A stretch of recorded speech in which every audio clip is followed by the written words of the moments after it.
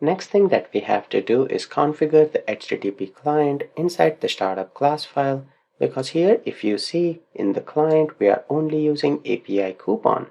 So we need to use the base URL that we have in app settings and configure HTTP client accordingly.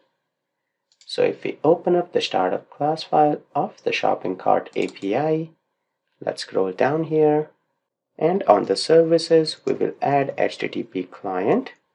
That will be on the iCoupon repository and coupon repository. Here we want to configure the base URL.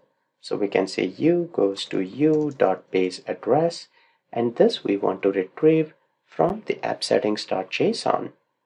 So we'll say new URI, and we will retrieve that from the configuration.